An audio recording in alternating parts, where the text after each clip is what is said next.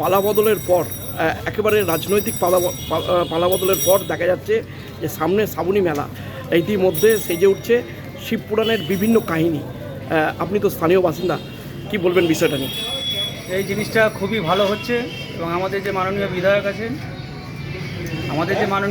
আছেন বিধায়কের যেরকম বলেছেন ঠিক সেইভাবেই তারকেশ্বর শহরকে সাজিয়ে তোলা হচ্ছে। এরকম আমরা জলযাত্রী যারা আসছে, বাবার স্থানে যারা আসছে, তারা রাস্তা দিয়ে যেতে যেতে আমাদের শিবের যে কাহিনী আছে সেগুলো ছবির মাধ্যমে ফুটিয়ে তুলেছে। এগুলো দেখতে খুবই ভালো লাগছে এবং মানুষজন যে জিনিসগুলো চাইছে সেই জিনিসগুলো অনুযায়ী কাজ হচ্ছে। খুবই ভালো উদ্যোগ।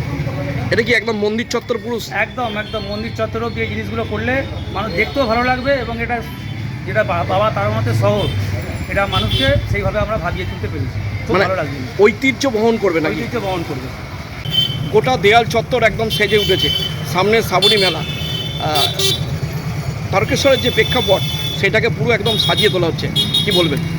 খুব ভালো লাগছে এবং পুরো শিবের থিমে মানে একদম সাজিয়ে তোলা হচ্ছে তারকেশ্বরটা, খুব ভালো লাগছে।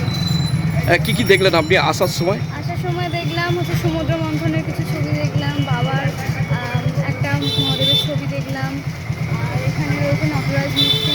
খুব ভালো লাগছে। মানে তীর্থযাত্রীদের কি আকর্ষণ কাটবে বলে মনে হয়? হ্যাঁ একদম।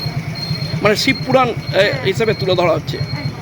একজন ব্যবসায়ী দেখছেন যে একদম থানা রোড ইতিমধ্যে শিবপুরাণের যে ইতিহাস সেই ইতিহাসে কিন্তু সাজিয়ে তোলা হচ্ছে। হ্যাঁ, পৌরাণিক কাহিনীটাকে চিত্রের মাধ্যমে আমরা সবাইকে দেখাতে পারবো এবং এখানে জলযাত্রী টানটা আরও বাড়বে আগের চেয়ে।